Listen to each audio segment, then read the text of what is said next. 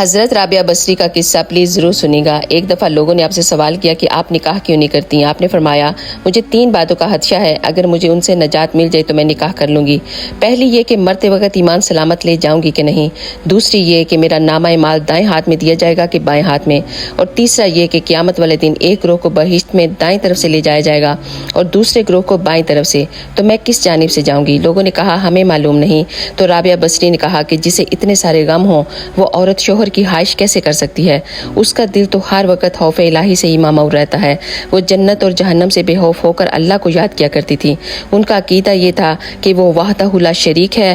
اس کا دل تو ہمیشہ اللہ کی خوشنودی حاصل کرنا چاہتا ہے، اس کا دیدار کرنا چاہتا ہے۔ وہ ہمیشہ رویا کرتی تھی، کہتی تھی کہ میں نے ہمیشہ صرف اور صرف اللہ سبحانہ و تعالیٰ سے ہی محبت کی ہے، ڈرتی ہوں کہ مرتے وقت آواز نہ آئے کہ اے رابعہ تو ہمارے قابل نہیں تھی۔ اللہ اکبر۔ اگر ویڈیو اچھی لگی ہے تو ضرور شیئر کیجیے۔